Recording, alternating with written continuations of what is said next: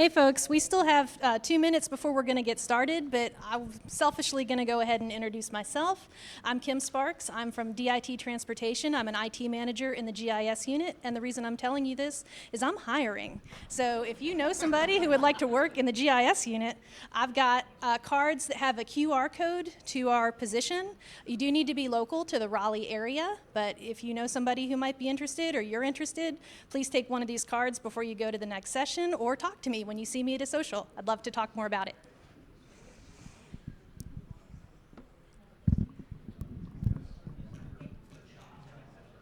We have a candidate coming up.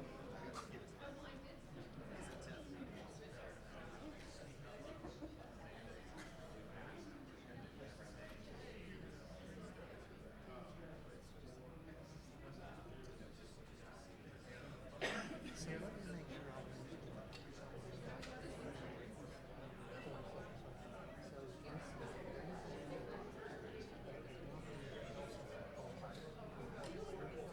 No, John Buckley is the new supervisor of STMG. Chelsea's the architect. I'll talk to you about it. Okay. All right. I didn't get that. Okay.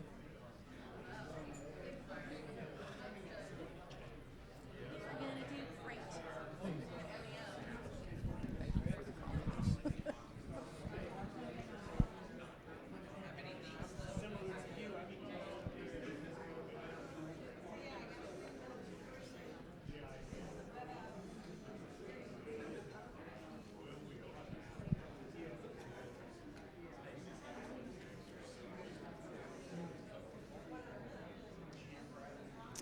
All right, we're going to go ahead and get started. It is my pleasure to introduce to you Stacy Culpepper. He also works for NCDIT at DITT at the GIS unit. After receiving his master's in anthropology from the University of Montana, Stacy Culpepper began his GIS career in 1997 while working as a professional archaeologist at Fort Bragg, North Carolina. He has continued in the field ever since, coming to NCDOT in the Traffic Survey Group in 2015, and then to NCDITT GIS Unit in February 2023. And he's going to present lessons learned from conversion to Web App Builder to Experience Builder. Welcome, Stacy. Thank you very much, Kim. Thank you all very much for coming. I know there are others that you could have chosen, so I appreciate you being here for this. So in May of last year, my teammate and I, Alex Rodriguez, were tasked with converting all the Web App Builder applications in AGUL within our purview of GIS DIT to Experience Builder. Roughly, there were about 200 plus applications. We had to prioritize, we had to determine a priority to do this. And our supervisor, Raquel, set this priority for us, and of course the most important was the most highly exposed, which would be the public apps. And so we worked our way down from the public apps down to private. We haven't gotten to private yet. We've done public groups and shared items. However, what I want to talk to you today is about how we approached this, what we did, what we thought we were doing correctly, some of the mistakes that we made, what we would do if we could do it over again, how we would change that. So I do want you to know this is not a techie talk. You're not going to learn about widgets or anything like that. This is an administrative talk. So with that, so we have 6 people on our team. And as I said, Alex and I were tasked with doing this, and Jeremy was there to help us. Jeremy is also another teammate of ours. But there's a catch to that. Alex and I had that much experience with Experience Builder. So we had to really learn on the fly. And Raquel knew this. She was very supportive. She was very understanding. She gave us a lot of time, a lot of support and encouragement and help along the way. And Jeremy did too when he could do so. So the two of us, having no experience, were the ones who were doing it. So after that, we decided we also had to have a way of communicating with all of our owners, our business owners of those old Web App Builder apps. So from now on, I'm just going to say WAB for Web App Builder and EB for Experience Builder, so I can kind of shorten the language. So Raquel set out and made us a Word document template, and we sent it to all of our Web App Builder owners and explained to them what we were doing, why we were doing it, and why it was important. And we opened lines of communication with those owners. This was very crucial, and I didn't realize just how crucial it was until later down the road, because you're going to form some relationships with those people that are going to be very helpful.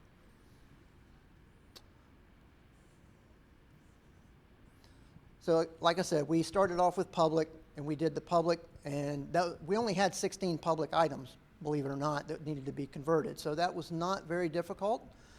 Just a few of those were really complex WABs, so they needed a little extra massaging. But the public ones went pretty well. It was the group shared items that were a lot of and required a lot more attention. Excuse me. So, sorry, I got the wrong glasses on. So we sent those emails to those people, and we got replies. We got a lot of replies. And then we also got some people that ghosted us. Well, this was a learning lesson. This was one of those things that we didn't know going into this. Some of the owners of those apps have moved on, but the ownership never transferred to anyone else. So there were 8 or 9, if I remember correctly, apps that we had no response for. It turned out that 5 of those were the most complicated and also the most spiderweb interlaced with the IT system of all of them, because they were interlaced with SharePoint, which was behind a wall that had admin privileges. We didn't have admin privileges to get into and to manipulate. They had not hired anybody to take ownership of those applications since then. Then there was one person who was hired, but they didn't know how to do it. So it was a lot of slow communication and slow relationship building. But you didn't know that until you sent those letters out and didn't get a response, and you had to continue to follow up. And after the 3rd time of following up and you didn't get anybody, then you started getting higher into the management structure to find out where are these people. Because the application exists, we need somebody to talk to. So those relationships were very crucial.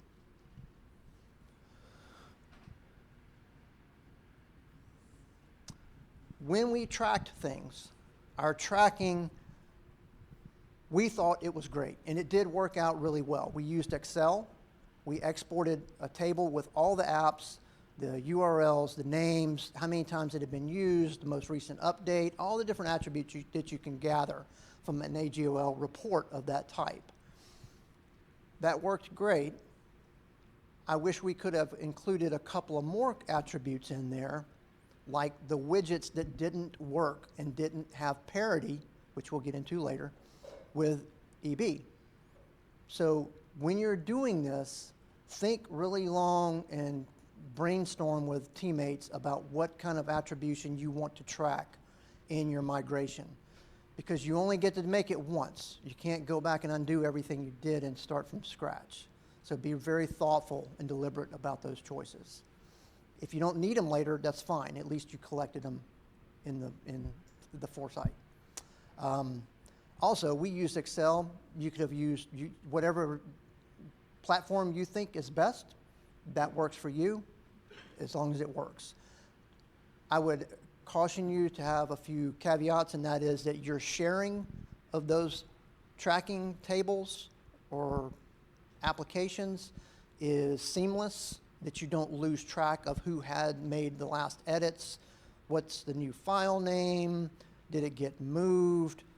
You need to have an agreement about where it stays, what's the file name, and how it's updated. It's very important. I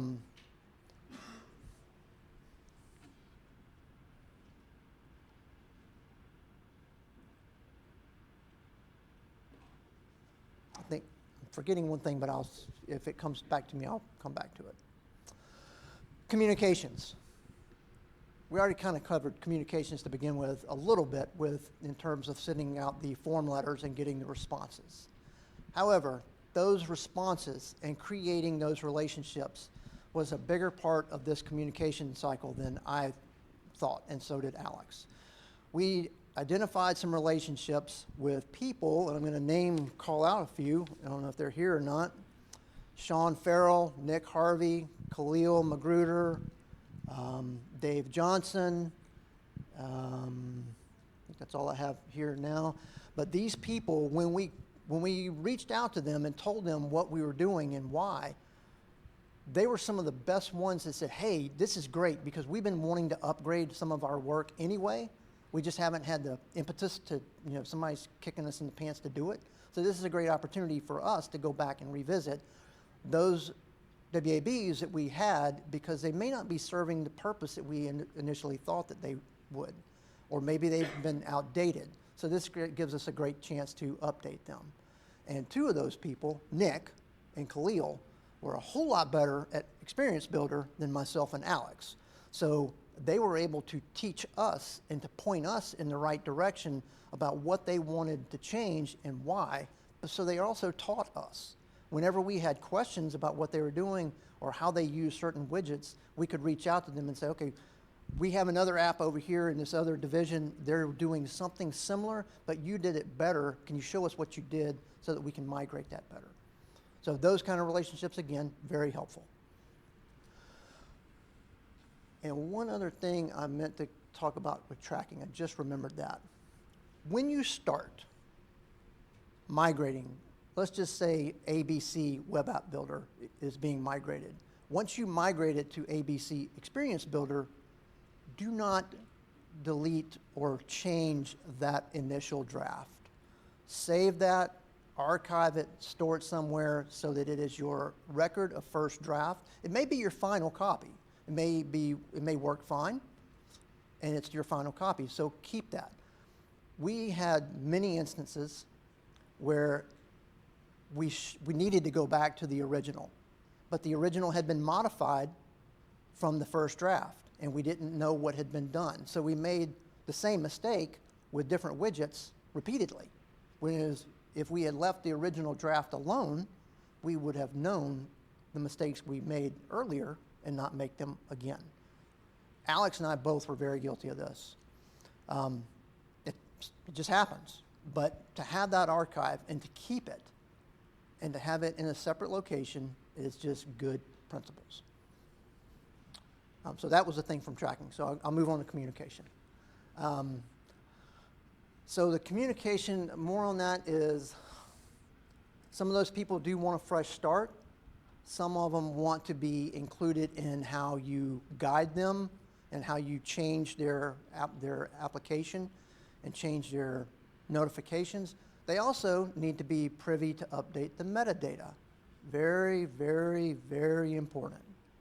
That metadata, Web App Builder could have been built 7 years ago. Metadata hadn't been changed in 6 years.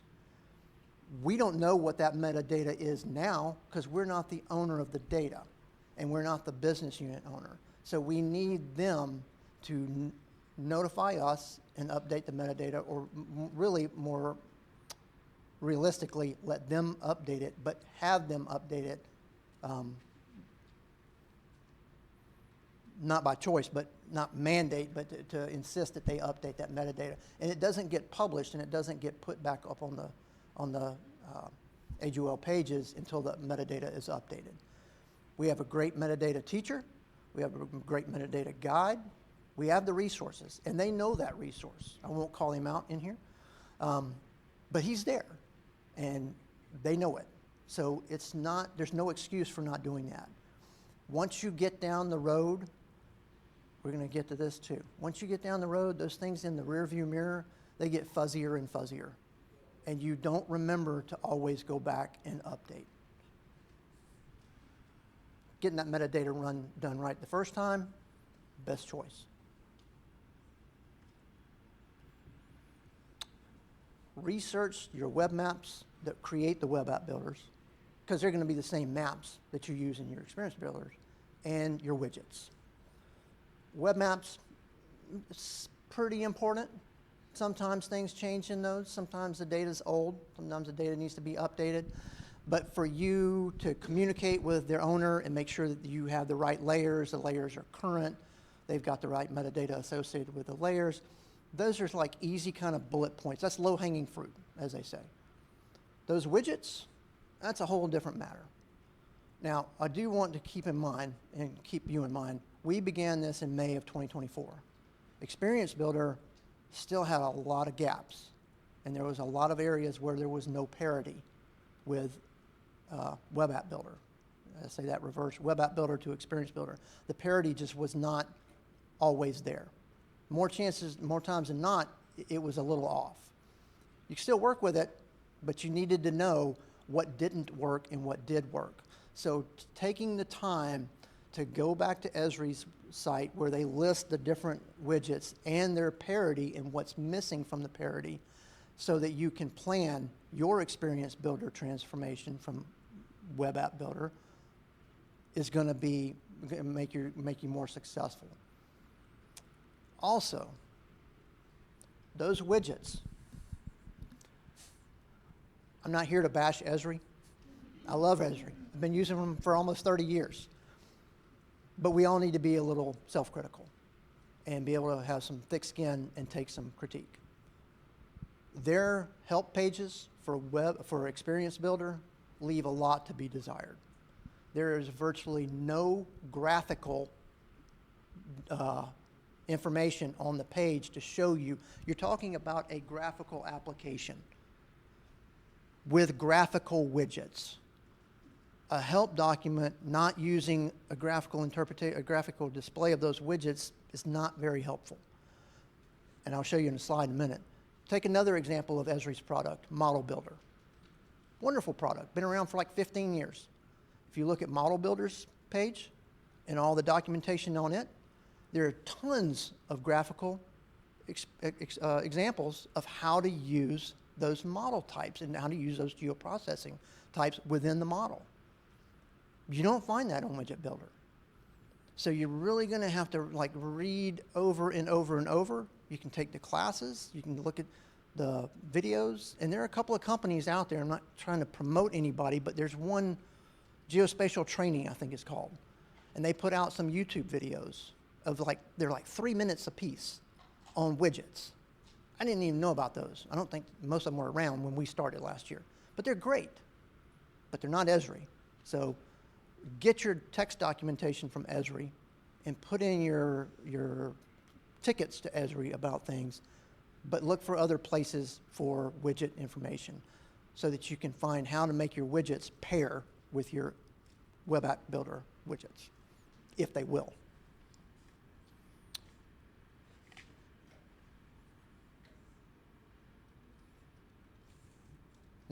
Documentation. So this is kind of like the tracking, but to me, it's even more important. We use, let me make sure I get this right, scribehow, all one word, .com. We didn't start using that until we were almost done. So we didn't start creating documentation until we were like seeing the finish line. We should have done that way back when we first started. Don't let that happen to you, because time plus, what did I write down? I was trying to be like, no, I don't have it. Anyway, the time that you spend away from an application to remember what you're trying to document is going to get poorer and poorer documentation. You're also going to have 2 staff members or however many team members you have that, as good as they may be, their memories are going to be rusty, and they're also going to get other tasks to do, and things are going to come up, and they're going to have to do those things, and other fires are going to have to be put out. So getting that documentation started right from the very beginning is the very, very best thing you can do. If you have some kind of template, I know that I wasn't there, but my colleagues had templates of Web App Builder help documents that they had generated years ago when they built them. Great looking documents, and they had this nice little like template form to them. Very easy to understand, easy to flow, good directions. If you have something like that you can simply replicate and insert your EB into it instead, that your user base is familiar with and is successful with in navigating your applications, use it. By all means, use it. But whatever you do use, pick a template style, a style of documentation that your end users will see across the board that's the same, from application to application. They'll always know that's your documentation. It's never too early to start the documentation process.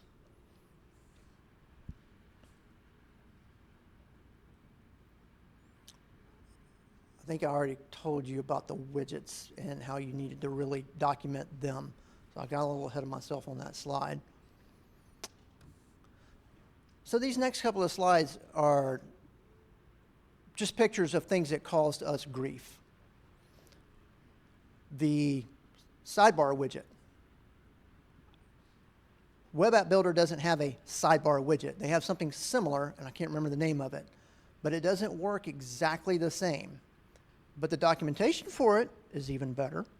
So when you go to the documentation for a sidebar widget for Experience Builder, you don't get all the description of how you need to tweak these widgets so that they don't disappear behind one another, so that they don't drop down below the graphic that you're trying to show, so that they don't pop up over the entire map. These kind of things, they really gave us a fit. Alex and I both. They still give me a fit. I think Alex has mastered them pretty well. These are some of the, all of you probably have been in Experience Builder, so you know these are some of the options that you're going to have to set and you're going to have to be familiar with so that your sidebar widgets don't do all those things and so that they work as you intend them to work. Another one was triggers and actions. Those not quite as difficult. For me, I understood what triggers and widgets were, but they didn't seem to connect with one another from sidebar to sidebar to sidebar. So it took a little while. My point in showing you this is there's going to be some widgets that give you problem, and you're going to have to pull on your staff, your team members to help you out. Placeholders, another one. This is one widget I still have not mastered. It drives me nuts. It's supposed to, placeholder, right? Should be self-defined. Getting it in and out and replacing it with the widget that you want it to hold a place for, not that easy. And the documentation, not that clear on it. I still haven't found a good video on the placeholder widget to get rid of it. Good luck. The SQL expression builder. I enjoy writing SQL, just straight out SQL. You can't do that here, or you couldn't when we started. I don't know if they've included a SQL language, a single kernel with it yet or not. But you have to understand how the SQL GUI builds SQLs into your filters and into your tables and into your maps.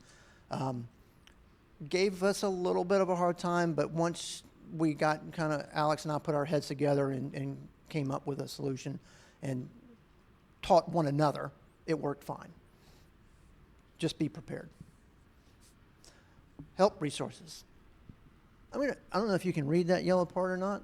The following table lists existing Experience Builder widgets that have that are not modeled after Web App Builder widgets.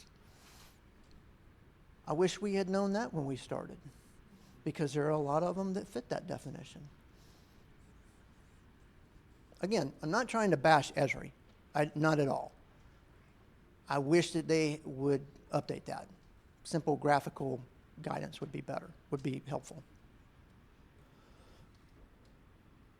Oh, and this is what I was telling you about the difference between, well, there's an EB help document, there's a model builder help document. I mean, right off the bat, you can, your eyes are drawn straight to the graphics and you can follow. You already know what you're going to be doing. You know what your goal is. You look at the graphics and it's like, okay, yeah, I know where I'm going. You look back at that. Okay, I got to read that. I've got to poke around there. I've got to navigate the different web links and hot links in there to figure out what's going on. Not so helpful. Be careful about, I know Alex told me, he said, Stacy, they don't use WYSIWYG anymore. That's old school. But I didn't change the word. Just be careful about some of your widgets will, when you're looking at them in draft mode, they will look like they look appropriate, but then when you publish and you turn on the widget, it'll drop down over your other widgets that you need to then interact with. So page design is crucial, of course, but page design is also something you have to toggle back and forth between view mode, publish mode, view mode, publish mode, to make sure that your widgets don't over display other widgets when they're in use. Because a lot of times you'll need two widgets to be functional at the same time. And if one's covering up the other one, you can't do that. We're doing good on time? Okay. Okay, gotcha. Okay, stay there. Perfect. I did want to tell you one other thing that I think I missed. Bear with me 1 second. Oh, yes. This is still giving us a problem. Forms and batch editing in a table. I don't know if Esri has fixed that yet or not. When we were working on this, it was not. And also digitizing. So if you have an editor or an edit widget in your web app builder, you can go through and you can digitize and you can trace right along the line perfectly, just like you're in Arc Pro. Can't do that in web app in Experience Builder. It says you're tracing, but you're not. You're only tracing if you're zoomed in at a scale of like 1 to 25, and nobody zooms in at that scale. It's ridiculous, as my stepson says. So those two, batch editing and an editor and traceability, are, to my knowledge, they're still not there. Okay, I'm getting the shaking head, they're still not there. So those are really, really crucial. Batch editing, batch record editing, everybody wants that. Editing, tracing, everybody wants that. But it's not there yet. Anybody got any questions? Sorry I went over. Yes, boss. How many tickets did you have to open with Esri to ask about things that you couldn't make work? I'm sorry? How many tickets did you have to open with Esri to ask about things that weren't working? So the question was, how many tickets did I have to submit to Esri about things that didn't work? I think I recall 3. I didn't want to call or submit so many tickets because I felt like after the first 2 examples, when they said, oh yeah, we'll look into that and we'll probably get it out in the next release. I'm like, okay, when is that? Well, I was thinking like Microsoft updates, once a month. Oh, that'll be in like 6 months. I'm like, oh no, that's not going to work for me. So about 3. Yes, sir. I don't work for Esri, but the batch editing is slated to come out, I think, in the July release. Slated in the July. So, Slated to come out in December, and then I know. come out in February. okay. I was just at Temp, so I just talked to the product manager. Oh, you went out there to California last month? Okay, good. Last week. Okay. Well, thank you.